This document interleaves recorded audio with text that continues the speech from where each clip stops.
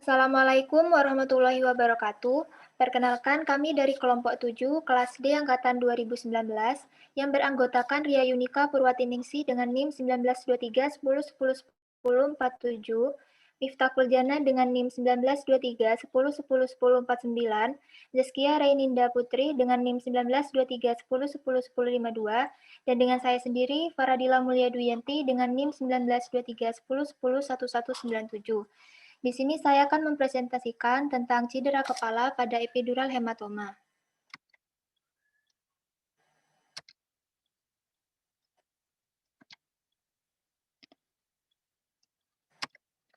Pengertian dari epidural hematoma yaitu merupakan perdarahan intrakranial yang terjadi karena fraktur kalvaria akibat cedera kepala yang pada akhirnya menyebabkan robeknya arteri meningia media, sehingga darah berkumpul pada ruang yang berada di antara dura mater dan kalvaria.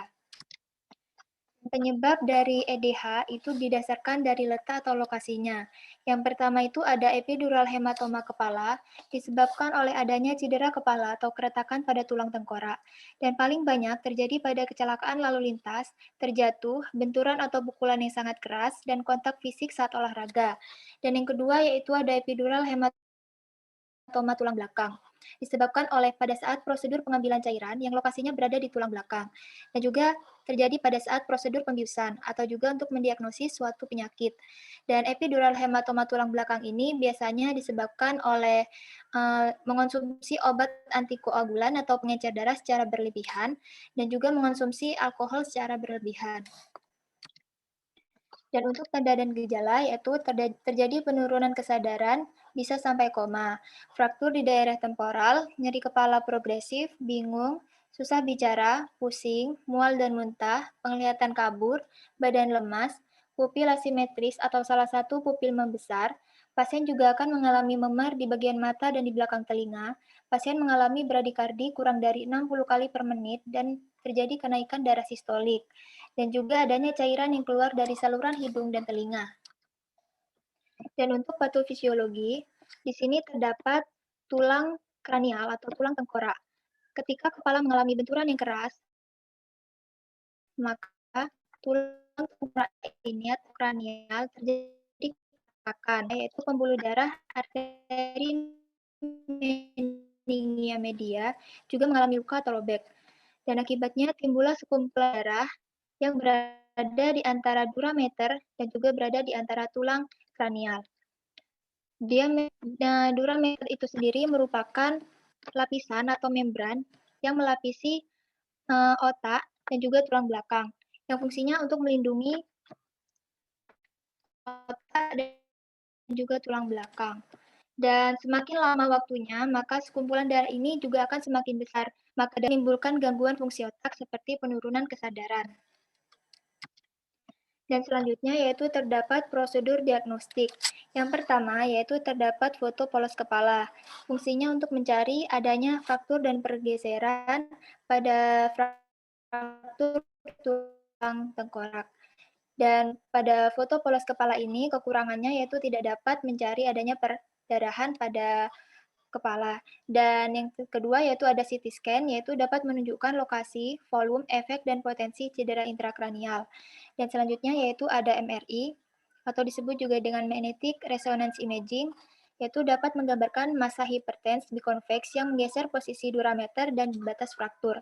Dan yang terakhir yaitu terdapat pemeriksaan laboratorium, di sini terdapat darah lengkap, prothrombin time, serum elektrolit, val hemostasis, screening toksikologi, dan kadar alkohol dalam darah.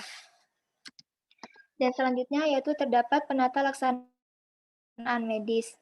Untuk memperbaiki dan meningkatkan fungsi vital, biasanya pasien dipasang oksigen dan juga dipasang infus intravena dengan larutan NaCl dengan 0,9%. Dan untuk mengurangi tekanan intrakranial, dilakukan hiperventilasi, cairan hiperosmoler, dan juga barbiturat, dan juga dilakukan terapi hipotermia. Dan selanjutnya yaitu ada terapi obat-obatan. Di sini terdapat etonamid yang fungsinya itu untuk mempertahankan tekanan darah sistolik. Dan yang kedua ada antikonvulsan yaitu fungsinya jika pasien mengalami gejala kejang. Dan yang ketiga yaitu ada diuretik osmotik yang fungsinya untuk mengurangi edema otak. Dan penata laksanaan medis yang terakhir yaitu ada terapi bedah. Terapi bedah itu sendiri memiliki kriteria. Pada EDH dengan volume lebih dari 30 cm3 harus segera dievakuasi tanpa melihat kriteria lainnya. Dan yang kedua yaitu ada EDH dengan volume kurang dari 30 cm3 dan harus dievakuasi apabila midline shift lebih banyak dari 5 mm, ketebalan cloth lebih dari 15 mm, dan skor GCS yaitu di bawah 8. Terima kasih, sekian dari presentasi mengenai epidural hematoma, dan untuk yang lainnya akan dijelaskan oleh rekan saya. Baik, masuk ke materi yang selanjutnya, yaitu mengenai subdural hematoma atau SDH. Sebelumnya, perkenalkan nama saya Ria Yunika Pratiningsih, NIM 1923 10 10 10 47. Next. Untuk topik bahasan, ada dua yang akan kelompok kami bahas. Yang pertama mengenai epidemiologi, dan yang kedua mengenai konsep dasar penyakit.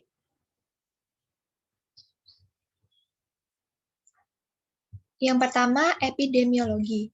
SDH sendiri sering terjadi pada kalangan pria dibandingkan wanita dengan rasio sekitar 3:1. 56% kasus terjadi pada pasien dengan umur dekade ke-5 dan ke-6.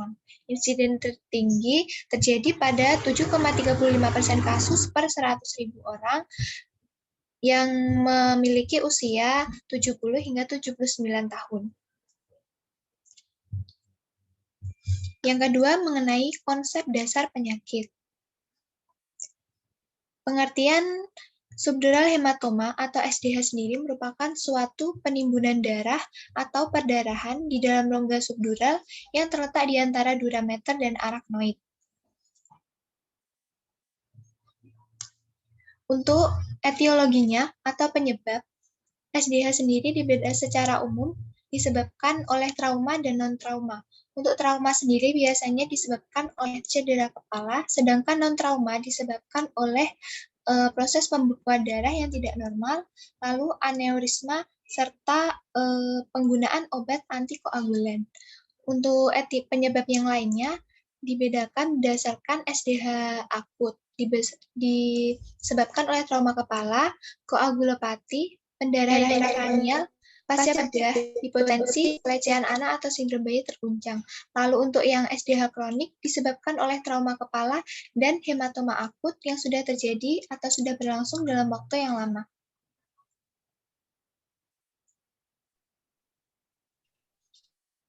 Untuk selanjutnya yaitu mengenai klasifikasi SDH. SDH dibedakan menjadi 3 jenis, yang pertama akut, yang kedua subakut, dan yang ketiga kronik. Untuk SDH akut, biasanya klien mengalami cedera kepala dan TTV-nya mulai terganggu serta terjadi penurunan kesadaran. Untuk SDH subakut, biasanya terjadi pada hari ke-12 hingga 14 sesudah trauma. Pada fase ini, perdarahan mulai menebal namun belum terbentuk suatu kapsula di dalamnya. Lalu untuk yang ketiga itu ada SDH kronik. SDH kronik ini terjadi dalam waktu yang lama, biasanya hari ke-14 atau lebih, bahkan bisa berbulan-bulan. Pada fase ini kapsula mulai terbentuk dan mengelilingi hematoma.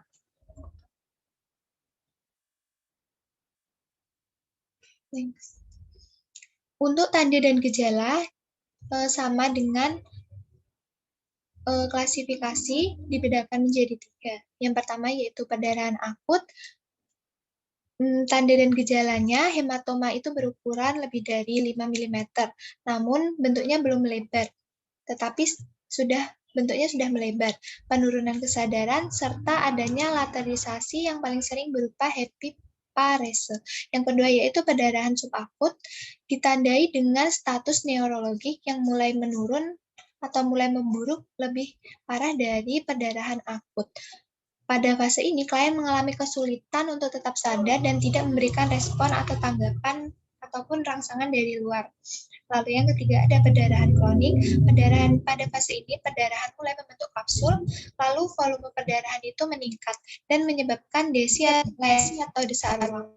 Kadang ada gejala spesifik karena rentannya cukup jauh dari kita mengalami trauma kepala.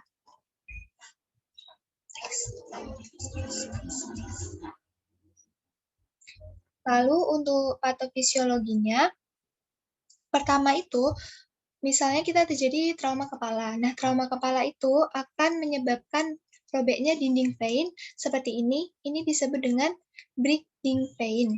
Akan mengalami robek dan kemudian terjadi perdarahan di daerah subdural. Darah ini lama-kelamaan akan menekan dinding dorsal border cell ini yang merupakan letak terjadinya subdural hematoma.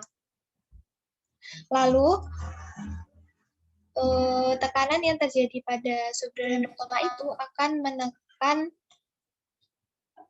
menyebabkan tekanan intrakranial, lalu vena cerebral pun akan meningkat. Seperti itu.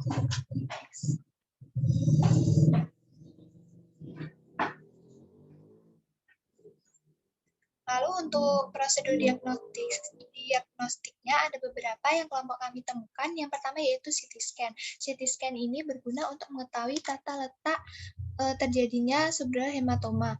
Lalu yang kedua ada MRI atau magnetic resonance imaging.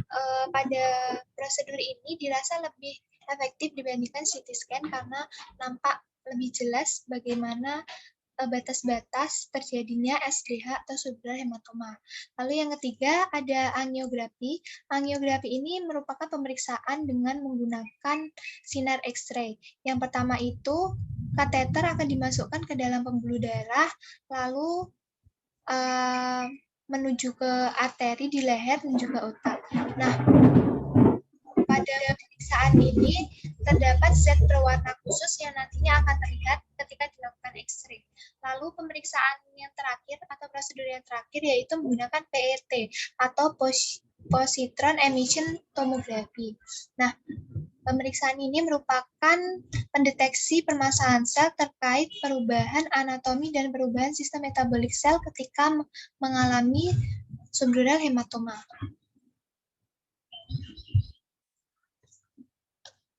Selanjutnya, penata laksanaannya secara medis, kelompok kami menemukan 3 cara. Yang pertama yaitu mengurangi edema otak dengan hiperventilasi atau menurunkan PaO2 darah sehingga tidak terjadi vasodilatasi darah. Yang kedua yaitu dengan barbiturat berfungsi membius pasien sehingga metabolisme otak itu menurun. Lalu selanjutnya ada mannitol dan furosemid berfungsi untuk pasien yang sebelum melakukan operasi.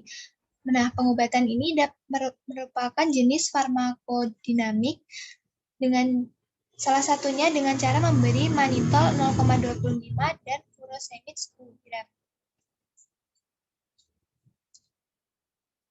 Selanjutnya cara yang kedua yaitu ada tindakan operasi, di mana setelah melakukan tindakan ini kita harus memperhatikan indikasi pembedahan. Yang pertama terdapat tingkat ketebalan SDH untuk dilakukan operasi itu lebih dari 10 mm atau adanya pergeseran pada garis tengah otak lebih dari 5 mm.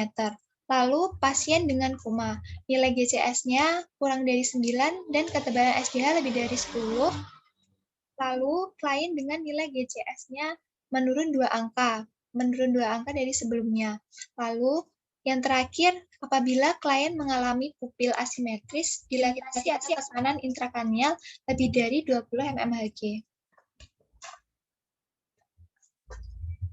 Penata laksanaan yang terakhir yaitu dengan medical management, di mana seorang klien yang terkena SDH harus melakukan istirahat total untuk menghindari terjadinya perdarahan yang lebih parah atau perdarahan yang tidak diinginkan.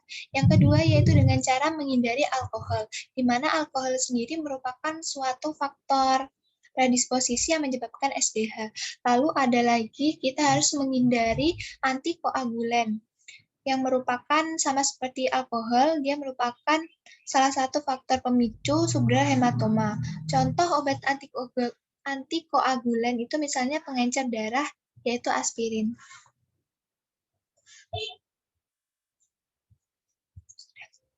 Baik, sekian presentasi dari saya mengenai topik ini. Selanjutnya akan dilanjutkan oleh teman saya. Terima kasih.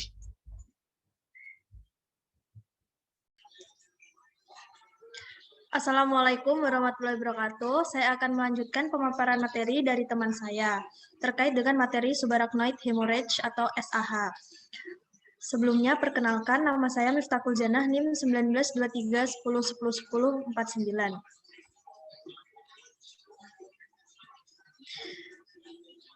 Table of content, yang pertama adalah epidemiologi, kemudian yang kedua, konsep dasar penyakit. Epidemiologi.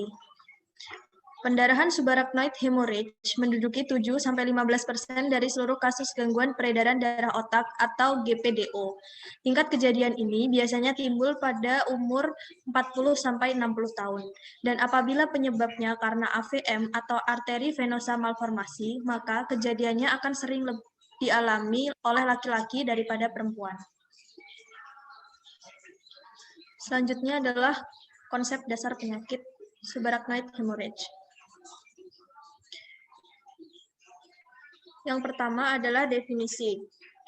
Pendarahan subarachnoid hemorrhage merupakan pendarahan yang terjadi di sekitar area antara otak dan tengkorak atau ruang subarachnoid yang berada di antara lapisan arachnoid dan diameter. Jadi pendarahannya nanti terjadi di sini, di dekat mukus-mukus otak, di antara lapisan arachnoid dan diameter. Selanjutnya adalah etiologi. Penyebab pendarahan subarachnoid dapat dijelaskan sebagai berikut. Yang pertama adalah aneurisma. Aneurisma merupakan proses pecahnya tonjolan seperti balan atau pecahnya dinding arteri karena dinding semakin lemah sehingga melepaskan darah ke dalam ruang subarachnoid di sekitar ruang antara tengkorak dan otak. Yang kedua adalah trauma cedera otak. Trauma cedera otak merupakan dampak dari setelah terjadinya kecelakaan kepala. Hal ini dapat menyebabkan trauma karena otak akan menabrak tengkorak secara berulang-ulang sehingga menyebabkan perobekan pada pembuluh darah. Kemudian yang ketiga adalah AVM atau arteri venosa malformasi, yaitu merupakan sebuah kondisi khususnya pembuluh vena dan arteri yang abnormal tanpa adanya kapiler di antaranya, sehingga pembuluh darah yang kusut ini dapat pecah dengan mudah dan mengakibatkan adanya pendarahan. Selanjutnya adalah patofisiologi subarachnoid hemorrhage.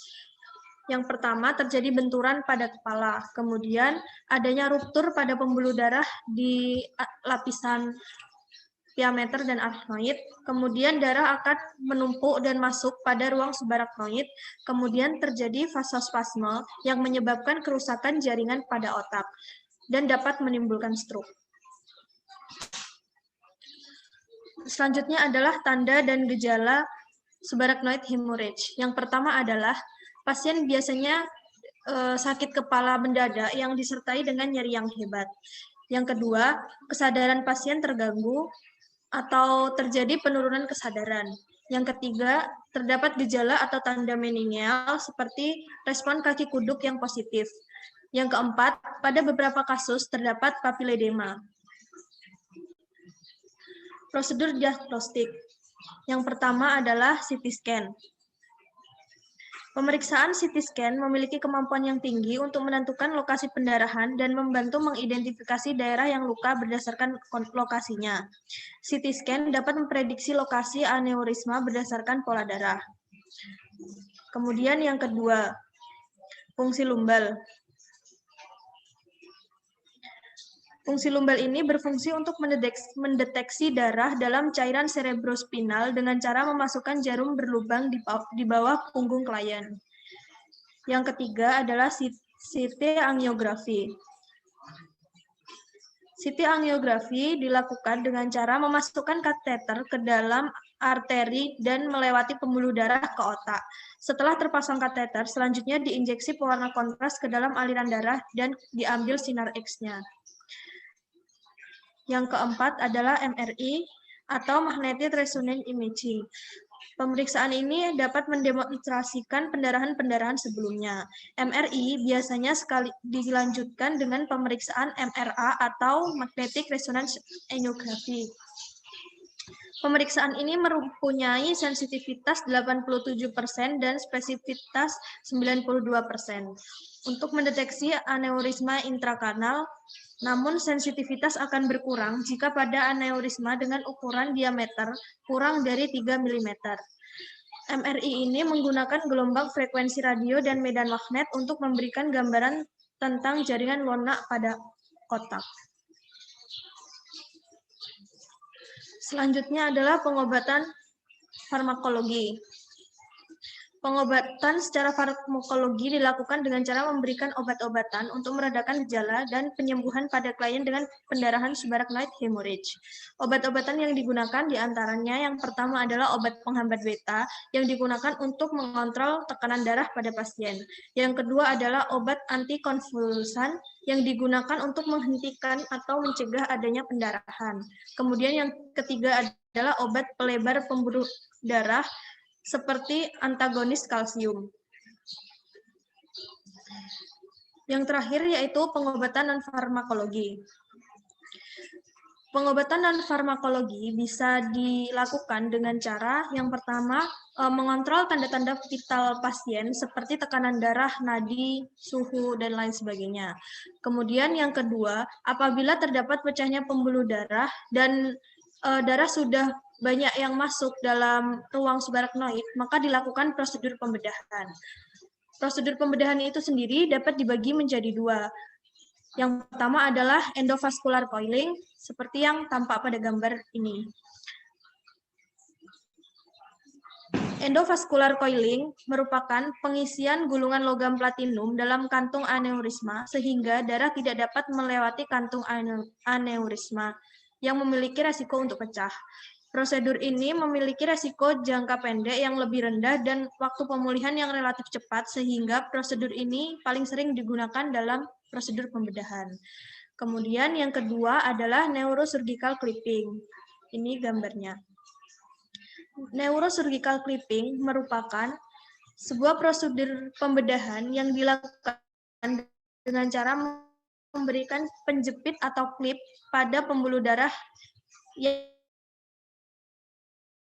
yang ruptur atau tidak dapat diselesaikan. Tindakan penjepitan ini dapat menimbulkan perbaikan dan tersumbatnya aneurisma secara permanen. Demikian presentasi saya, selanjutnya akan dilanjutkan oleh teman saya.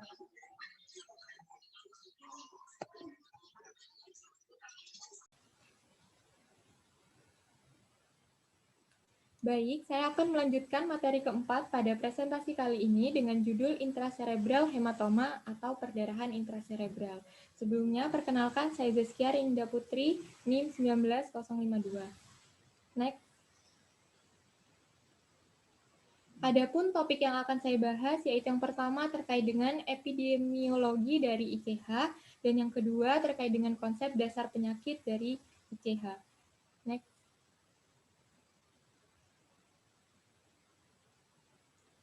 Langsung saja, yang pertama yaitu epidemiologi perdarahan intracerebral. Perdarahan intracerebral merupakan salah satu kasus yang bisa dikatakan sangat mengkhawatirkan. Pasalnya, kejadian seperti ini tidak sedikit yang menyebabkan kematian bagi para penderitanya. Di Indonesia sendiri, tepatnya pada tahun 2009, kejadian perdarahan intracerebral terhitung sebanyak 18,5%, yang dimana 15,4% dari jumlah total berujung pada kasus mortalitas. Next.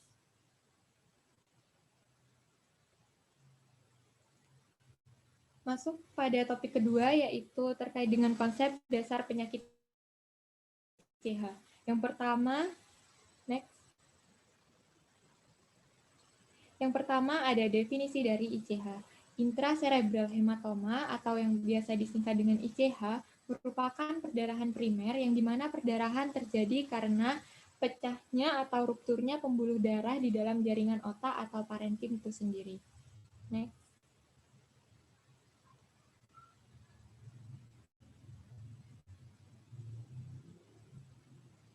Terdapat 8 etiologi atau penyebab dari perdarahan intracerebral yang diantaranya yaitu hipertensi, usia, konsumsi alkohol, hipokolesterolemia, arterivenous malformasi atau AVM, koagulasi, antikoagulasi, dan angioma cavernosa. Next.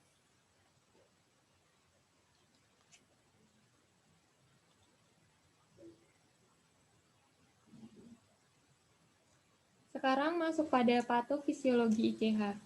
Kasus ICH dengan prevalensi tertinggi yaitu sekitar 70% terjadi di kapsula interna, 20% terjadi di fossa posterior seperti batang otak dan cerebellum, dan 10% terjadi di hemisfer atau di luar kapsula interna.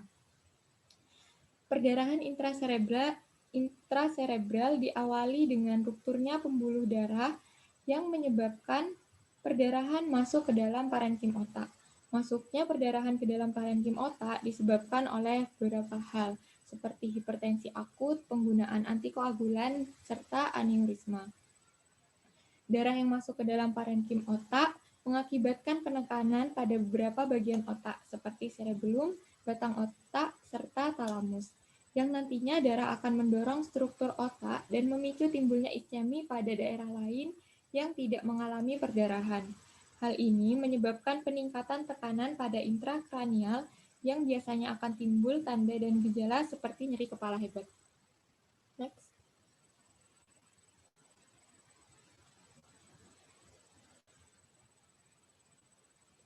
Adapun tanda dan gejala dari perdarahan intraserebral diantaranya yaitu defisit neurologis vokal tiba-tiba yang memburuk secara progresif. Yang kedua yaitu sakit kepala, yang ketiga muntah, yang keempat timbul masalah penglihatan baik di satu mata atau kedua mata, yang kelima kesulitan dalam berbahasa, baik berbicara, membaca, ataupun menulis. Yang keenam, tekanan darah tinggi. Biasanya pada penderita perdarahan intraserebral ini tekanan darah sistoliknya mencapai lebih dari 220 mmHg. Dan yang terakhir yaitu penurunan tingkat kesadaran yang seringkali berakibat pada kondisi koma. Next.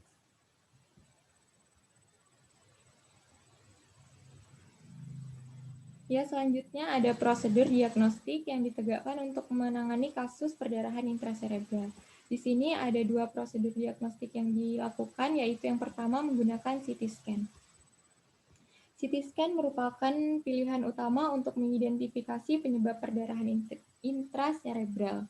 Dengan dilakukannya pemeriksaan ini, pada kondisi ICH akut nantinya akan nampak area yang hiperdens, biasanya berwarna putih, dengan daerah sekitar yang hipodens, biasanya berwarna hitam. Daerah hipodens ini biasa disebut dengan daerah edema. Daerah hipodens akan semakin membesar pada saat menjelang hari keempat terhitung dari waktu kejadian. Sedangkan daerah hiperdens akan menyerupai warna parenkim otak. Yang kedua yaitu ada magnetic resonance imaging atau MRI.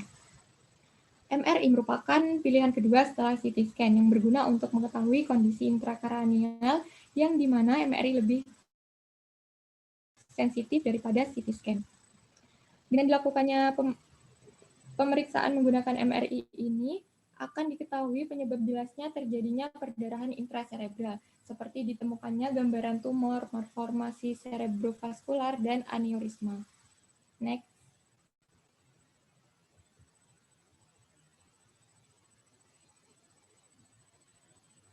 Dan yang terakhir ada penata laksanaan medis. Di sini ada dibedakan menjadi dua, yaitu farmakologis dan non-farmakologis. Penata laksanaan medis dengan farmakologis yaitu dilakukan dengan memberikan obat-obatan tertentu yang berguna dalam membantu pasien dalam mengendalikan gejala yang nampak, seperti menghilangkan rasa nyeri, antipilepsi yang diberikan kepada pasien yang beresiko kejang, serta obat-obatan yang membantu pasien mengendalikan tekanan darah. Perlu diingat bahwa pada pasien yang mengalami kondisi hiperglikemia, sebaiknya menghindari cairan yang mengandung glukosa selama 24 jam pertama, sebab kondisi hiperglikemia akan berakibat buruk terhadap keadaan otak yang telah mengalami cedera. Yang kedua yaitu non-farmakologi. Biasanya dilakukan dengan cara pembedahan. Pembedahan di sini bertujuan untuk meringankan tekanan pada otak serta memperbaiki pembuluh darah yang mengalami ruptur. Selain itu, perawatan jangka panjang seperti terapi okupasi sangat diperlukan oleh pasien pasca perdarahan intraserebral, sebab terapi ini berfungsi dalam mengembalikan keterampilan serta kemampuan untuk menjalani aktivitas sehari-hari pasien. Baik, sekian pemaparan materi dari saya sekaligus menjadi penutup presentasi dari kelompok 7. Apabila ada kesalahan baik yang disengaja ataupun yang tidak disengaja, kami mohon maaf yang sebesar-besarnya. Terima kasih. Wassalamualaikum warahmatullahi wabarakatuh.